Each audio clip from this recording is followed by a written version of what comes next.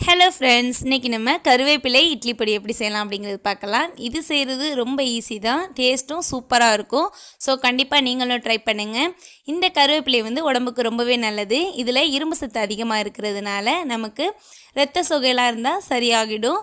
இன்னும் இதில் நிறைய சத்துக்கள் இருக்குது. ஸோ கண்டிப்பாக நீங்கள் ட்ரை பண்ணுங்கள். பிள்ளைங்களுக்கெலாம் கண்டிப்பாக கொடுங்க. வாங்க இப்போ எப்படி செய்யலாம் அப்படிங்கிறது பார்க்கலாம். ஃபஸ்ட்டு ஒரு கடாய் வச்சுட்டு சூடானதுக்கப்புறம் கொஞ்சமாக எண்ணெய் சேர்த்துக்கோங்க, நல்லெண்ணெய் சேர்த்துக்கோங்க. இதில் 4 டேபிள் ஸ்பூன் அளவுக்கு உளுந்து சேர்த்துக்கலாம். வெள்ளை உளுந்து இல்லை கருப்பு உளுந்து எது வேணாலும் சேர்த்துக்கலாம். இதை பொன்னிறமாக வறுத்து எடுத்துக்கோங்க. நம்ம வறுக்கும் போது மெயினாக சிம்மில் வச்சு தான் வறுக்கணும். அப்போ தான் உளுந்தெல்லாம் கருகாமல் செவந்து வரும். இது கூடவே கட்டி பெருங்காயம் சேர்த்துக்கலாம். கட்டி பெருங்காயம் சேர்க்குறதா இருந்தால் இந்த டைமில் சேர்க்கணும். ஒருவேளை நீங்கள் தூள் பெருங்காயம் சேர்க்குறதா இருந்தால் லாஸ்ட்டாக சேர்த்துக்கோங்க. இந்த சூட்லேயே கிடக்க தான் இந்த கட்டி பெருங்காயம் நல்லா உப்பி பொரிஞ்சு வரும். அதனால தான் நம்ம இந்த டைமில் சேர்க்குறோம்.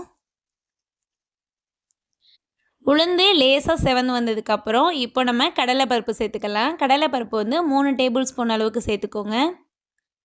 நமக்கு கடலைப்பருப்பை விட உளுந்து வறுப்படுறதுக்கு கொஞ்சம் நேரம் எடுக்கும். அதனால தான் ஃபஸ்ட்டு உளுந்தை சேர்த்து வறுத்துட்டு அதுக்கப்புறம் கடலைப்பருப்பு சேர்த்துக்கிட்டோம். இப்போ இது ரெண்டையும் சேர்த்து நல்லா செவந்து வர வரைக்கும் வறுக்கணும்.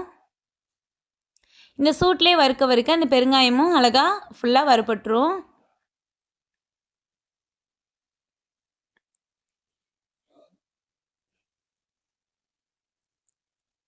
நம்ம நல்லா சிம்லேயே வச்சு அழகாக வறுத்து எடுத்துக்கலாம்.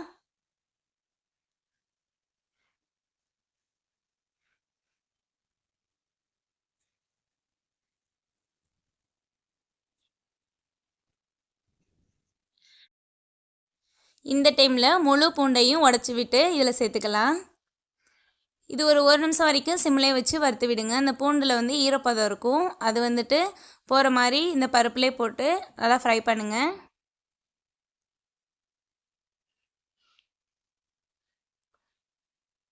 இப்போது இது கூட காரத்துக்காக 5 காஷ்மீர் மிளகாய் சேர்த்துக்கலாம்.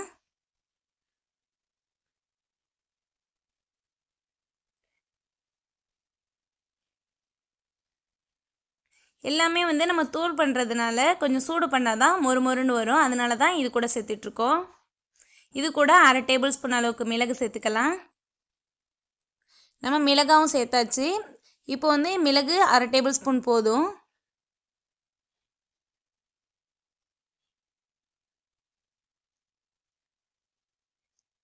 இப்போ எல்லாமே நல்லா வறுபட்டிருக்கும். இப்போ இதை அப்படியே ஒரு தட்டுக்கு மாற்றி வச்சிடலாம். இப்போ அதே சட்டி அடுப்பில் வச்சுட்டு கருவேப்பிலையை வறுத்துக்கலாம். நான் இந்த கப்பில் 5 கப்பு கருவேப்பிலை சேர்த்துருக்கேன். அதாவது 5 கைப்பிடி அளவுக்கு இருக்கும். இந்த கப்பு எனக்கு 1/4 கிலோ கப்பு. இதில் 5 கப்பு சேர்த்துருக்கேன். கருவேப்பிலை எடுக்கும் போது நல்லா ஃப்ரெஷ்ஷான கருவேப்பிலை எடுத்துக்கோங்க. அப்போது தான் நமக்கு பொடி நல்லா டேஸ்ட்டாகவும் வாசமாகவும் இருக்கும். அப்புறம் கருவேப்பிலையை அந்த கொத்தோடையே சேர்த்து கழுவிட்டு அதுக்கப்புறம் ஃபேன் காற்றுல நல்லா நிழலில் காய வச்சுருங்க. ஈரம் போனதுக்கப்புறம் பூச்சி இல்லாத மாதிரி பார்த்து உருவி இது போல் நம்ம வறுத்தெடுக்கணும். கருவேப்பிலை நமக்கு போடும்போது நிறைய தெரியும், ஆனால் வறுபட்டதுக்கப்புறம் கொஞ்சமாக போயிடும்.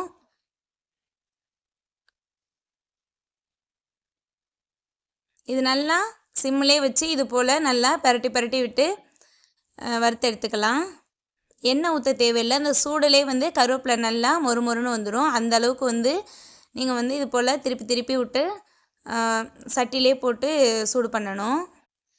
நம்ம இதை ஹையில் வச்சிட்டோம் அப்படின்னா கருவேப்பிலையோட கலர் மாறிடும், அப்புறம் டேஸ்ட்டும் மாறிடும். அதனால சிம்மிலே வச்சு வறுத்தெடுங்க. இன்னும் கொஞ்சம் மொறுன்னு வரணும். அது வரைக்கும் இன்னும் கொஞ்சம் வதக்கிக்கலாம். லாஸ்ட்டாக வறுபட்டதுக்கப்புறம் ஒரு டேபிள் ஸ்பூன் அளவுக்கு கல் உப்பு சேர்த்துக்கலாம்.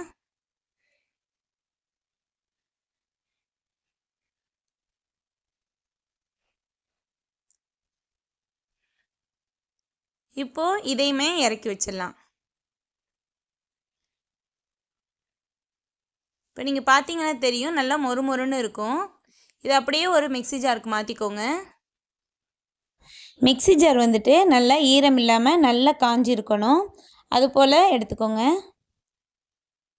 நமக்கு வந்து பருப்பெல்லாம் இதே போல் சிம்மிலே வச்சு வறுக்கிறனால எல்லாம் ஈக்குவலாக அழகாக செவந்து வந்திருக்கும். இது கூடவே கருவேப்பிலையும் சேர்த்துக்கலாம். எல்லாமே வைக்க முடியாததுனால ஃபஸ்ட்டு போதுங்கிற அளவுக்கு வச்சுட்டு ஒரு 2 சுற்று விட்டுட்டு அதுக்கப்புறம் மறுபடியும் எல்லாத்தையும் அது கூடவே வச்சு அரைச்சிடலாம். நம்ம வந்து பொடி ரெடி பண்ணும்போது வந்து ரொம்ப தூளாக்கிடக்கூடாது, கொஞ்சம் கொரப்பாக இருக்கணும். இது போல் இருக்கணும். இதே போல் அழகாக மிக்ஸி ஜாரில் போட்டு அரைச்சி எடுத்துக்கோங்க.